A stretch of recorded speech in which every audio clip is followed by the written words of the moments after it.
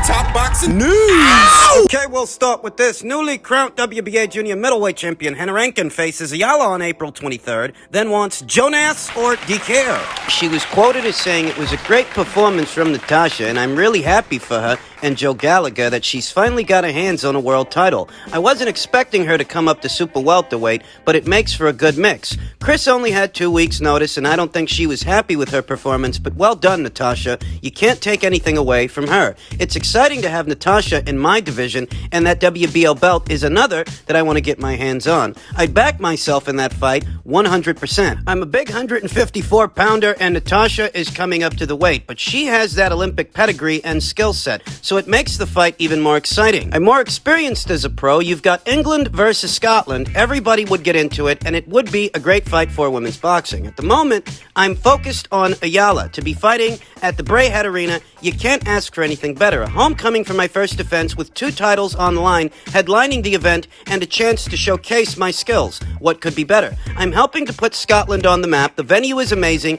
There are lots of great Scottish boxers who have fought here. The 2 titles she's talking about are the WBA and IBO titles. Both Natasha Jonas and Marie-Eve Caire have very capable promotional outfits behind them. Natasha obviously has Boxer by way of Sky Sports, and Marie-Eve Caire, she's got the very capable and experienced Yvonne Michaud, based out of Canada. Jim. Both promotional outfits got some pull, got some juice. The both of them, they do, though I'd wager the bigger money fight for Rankin, I think, would be the Natasha Jonas fight. I think she'd make slightly more money boxing Natasha than boxing Marie-Eve Caire. We all know the fight with Tasha would land in the UK. Whereas the fight with Marie-Eve Caire, that fight might require Hannah to travel to Canada. Yeah, if Yvonne Michelle's footing the bill, that's where he's going to want to do it. A fight with Natasha Jonas would be closer to Rankin's neck of the woods than a fight with Marie-Eve Caire. I think that goes without saying. Both fights are challenging fights that pose different difficulties. Marie-Eve Caire has never really been much of a puncher, but what she is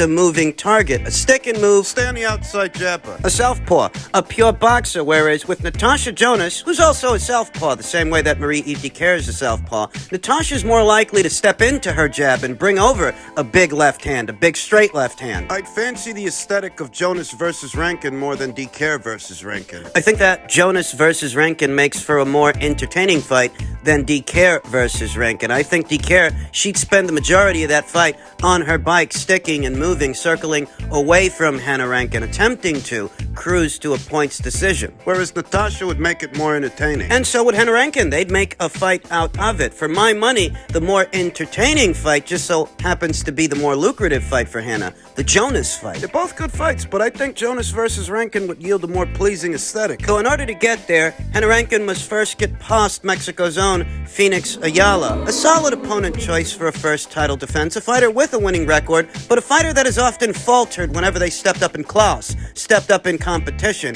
In Rankin's neck of the woods, the conservative prediction has to be Rankin on points. Beyond that, she's got Caire and Jonas to choose from. I think she chooses Jonas. And I think the people over there at Sky Sports and Boxer can make it more worth Rankin's while should she beat Phoenix Ayala. I think they can incentivize an offer that's a slightly better offer than she'd receive to go to Canada and box Marie-Eve Caire. That's what I think. What I'd like to see at junior middleweight this year is Patricia Bergoult, WBC champion, against Marie-Eve Caire, and Rankin versus Natasha Jonas. I would like for that to be the pecking order. Sweden's own newly crowned WBC champion, Patricia Bergoult. Patricia's not as well known as the aforementioned 3 world champions. Marie-Eve Caire, Natasha Jonas, Rankin, they got more of a profile than Patricia Bergoult does, though having seen Patricia in action, I think Marie-Eve Caire, even in Canada, she'd have her hands full with Patricia Bergoult. I saw Marie-Eve Caire's last fight, which was for the vacant IBF title, the fight where she was crowned a champion.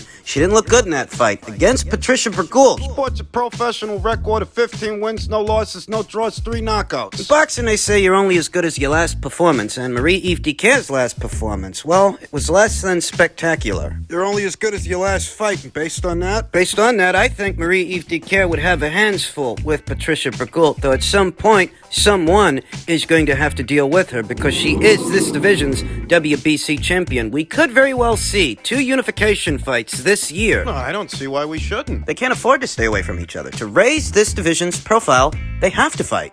In other news, Oscar De La Hoya aims to land Kambosos' fight for Garcia with Lomachenko future uncertain.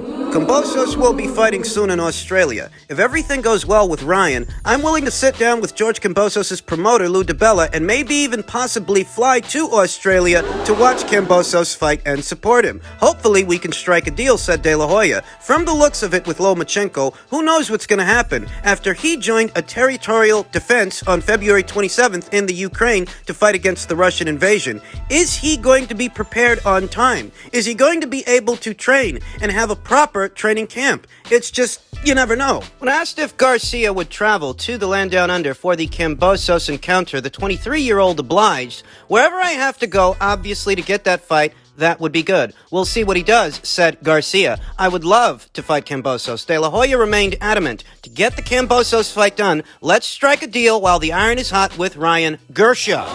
The truth is, with Vasyl Lomachenko out of the picture, at least momentarily, Vasyl Lomachenko, who not that long ago appeared to be the front runner to land that George Kambosos fight right before the war started, the Russian invasion of Ukraine. With him out of the picture, even momentarily, that does open other doors. I don't actually think Ryan's gonna walk through him. Yeah, with Vasyl Lomachenko out of the picture, momentarily, it does create new scenarios, new doors that other fighters might walk through, though I don't think Ryan Garcia will be one of them. Beyond this Emmanuel to go lightweight fight, it's not a title fight. Beyond that, should Ryan make it through it, he might leave the lightweight division. He might move up to 140 pounds and test the waters up there because Ryan's not a champion, and I don't get the sense that he's actually aspiring to become one. Thus, why should he continue to make lightweight? He might as well go up there and... For not fighting for titles at 135. Why should he continue to make it? What holds him to that weight class, that division? He wants to have his pick of the litter anyway. That much is obvious. When he beat Luke Campbell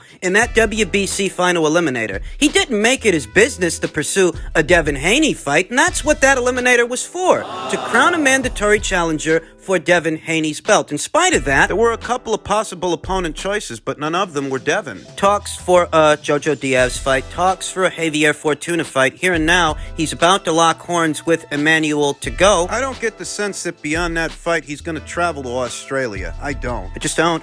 I'd sooner expect more progress with the Devin Haney versus George Kambosos Jr. people than for Ryan to get his passport out and travel to George's neck of the woods. To fight in his backyard? Yeah, right. But last year, I told you guys it's going to come down to Vasyl Lomachenko and Devin Haney. Those are the two guys, the two lightweights most likely to be in the running for a George Kambosos Jr. fight after he lifted those belts off of Teofimo Lopez. And that is more or less how things worked out. But I didn't anticipate last year that there would be a full-scale war in Ukraine this year, a war that Vasyl Lomachenko to some degree would take part in. I didn't anticipate that. And with that, Devin Haney might become the front runner. Devin Haney might be the guy that ends up traveling to Australia now that We don't know how long that war is gonna go on. world events take precedence over boxing matches. That much is obvious, that much goes without saying. And in this situation, there's no time frame, there's no fixed schedule, no sell-by date for how long this war might last and how long these Ukrainian fighters that have so chosen to partake in it. There's no fixed amount of time for them to return to the sport of boxing. Obviously, George Kambosos Jr. isn't going to hold up his own career with that situation, and I don't think Devin Haney is either. This increases the likelihood, the probability, the chances of Devin Haney. That's the biggest money fight George can have right now. That's the one. Devin Haney may have to make some sacrifices, though all the same. The biggest money out there for the both of those boys right now, at least the most doable one, is a Devin Haney fight. Devin Haney versus George Kambosos Jr. in the land down under. That's the biggest money fight for the both of them. It's a glass half full situation for Devin Haney to land a fight that seemed like it got away from him. Whether or not it happens is something else. But there is an opportunity there to capitalize on, one that I don't think Ryan Garcia will partake in, because Ryan Garcia is a kid that's got a lot of issues, a lot of problems, not exclusive to what What issues might arise trying to make a fight between George and Ryan? Ryan Garcia didn't all of a sudden start having a problem problematic career. It's been that way, from what I can tell, for at least the last 2 years. Issues, gripes about money, an injury that needed to be operated on more recently. He switched trainers. He went from Eddie Reynoso to Joe Goosen. It seems less than ideal for a guy like this to, in his very next fight, after Emmanuel to go, travel to Australia to take on George Kambosos. It might be a bold claim, but I don't see it happening. I half expect Ryan to move up to 140 pounds after this fight. That seems likelier to me than not. In heavyweight news, per a tweet from Michael Benson, Eddie Hearn has now declared that Anthony Joshua could have an interim fight before the Oleksandr Usyk rematch, or it may just be delayed. Hearn said Usyk is the only fight AJ wants, but now he's defending Ukraine from Vladimir Putin's invasion by Russia. And, that much is obvious. That much we know already. And I told you guys before these headlines came out that might be the situation. That might be the case. Anthony Joshua might have to fight someone else in May or June. Because how long are you going to wait for Usyk? A wait-and-see approach in this situation could be counterintuitive because Anthony Joshua is supposed to be breaking in a new trainer anyway, so why not take this as an opportunity to get out there against somebody, anybody? You might have to see about becoming somebody's mandatory challenger. Might. Oleksandr Usyk is currently in possession of 3 of the 4 alphabet titles in the heavyweight division. Now, by way of the WBO, Joe Joyce, one of Frank Warren's boys, he's in a pole position to become the WBO's mandatory challenger.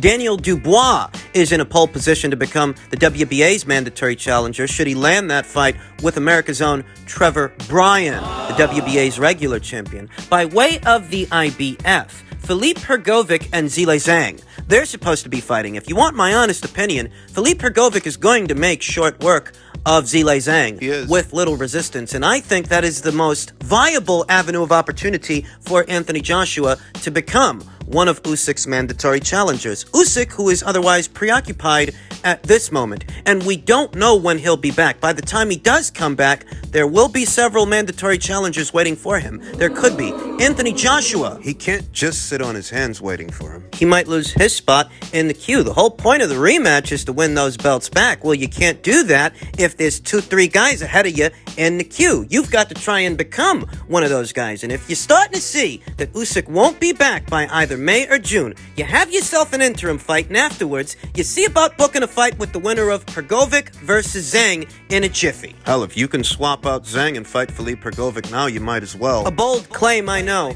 and what could be a dangerous fight for Anthony Joshua, but if you can get Filip in the ring sooner rather than later so that you can secure that IBF Mando spot, it would actually behoove Anthony Joshua to do this. There's no room for idealism in war. Oh yeah, in an ideal world, the war would end tomorrow and Usyk would be able to save the date and end up having that rematch with Anthony Joshua in a timely fashion. In an ideal world. But this world is less than ideal. So is war, and so is boxing. Filip's supposed to be fighting Zhilei Zhang. And I think he's going to knock out Zhang. I think he's going to knock him out and effectively become the IBF's mandatory challenger, at which point, if Oleksandr Usyk is still unavailable, Anthony Joshua should look to fight that guy so that he can take that mandatory spot, that slot, from him. So if and when Usyk comes back, you're in a pole position to get the fight without any interruptions from the alphabets. The Hrgovic fight is a dangerous fight. But winnable. More winnable, at least I think, than the Oleksandr Usyk fight is. I think a win over Filip Hrgovic, unbeaten Croatian sensation Filip Hrgovic, I think that could go a long way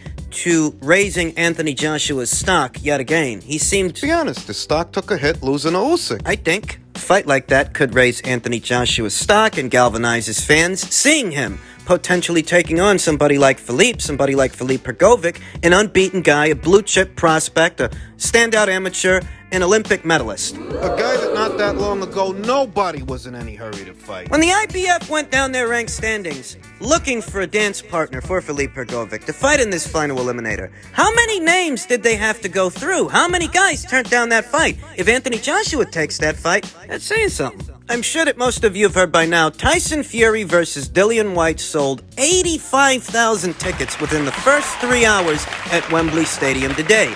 Frank Warren has announced. Warren has started applying to local authorities to increase the capacity to 100,000 in total, which would break British boxing attendance record. And what have I been telling you ever since this fight became a talking point?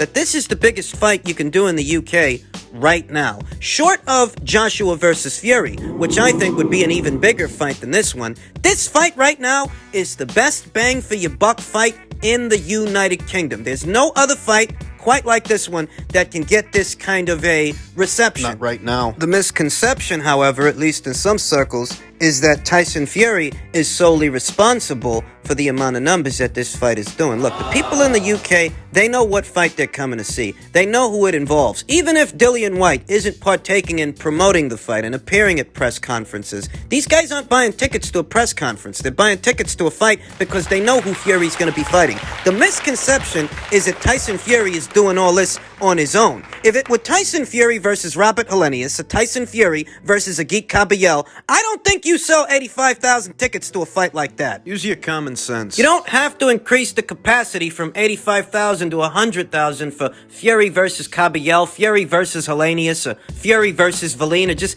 any fight like that. The main reason that this fight is doing as well as it's doing is because of what I told you. Fury versus Whyte is a hot ticket. It always was. I'm sure if you ask Tyson Fury himself, or Big John Fury, Tommy Fury, Tyson Fury's little brother, if you ask them, they're going to tell you that Tyson Fury and Tyson Fury alone is solely responsible for the reception this fight is getting. When the reality of it is, people are paying to see a fight. They're not paying to just see Tyson Fury. They're paying to see Tyson Fury versus Dillian Whyte because they know there's a lot of bad blood there. They know there's a lot of history, and this has been a long time coming. Promising news when it comes to the gate revenue and what the fight could generate based on this news on pay-per-view. That's a separate matter, and that's another question. You got a lot of money riding on this thing, and they need it to do well. They need it to do well transatlantically because it's being billed as a pay-per-view in both the United Kingdom and the United States. In the United Kingdom, I think this fight does 1 million, or just under it, at or around 1 million pay-per-view buys, because not that long ago, news broke that Amir Khan versus Kell Brook did just north of 500,000. If you do 500,000 with two guys that have passed it, what could you do with these two boys? In the United Kingdom, I think it does 1 million, and in the United States, I think it does about 150,000. We don't know what the price point for the fight is going to be in America, though ultimately, I think you can get 150,000 hardcore boxing fans to pay for this thing who want to know how it's going to end.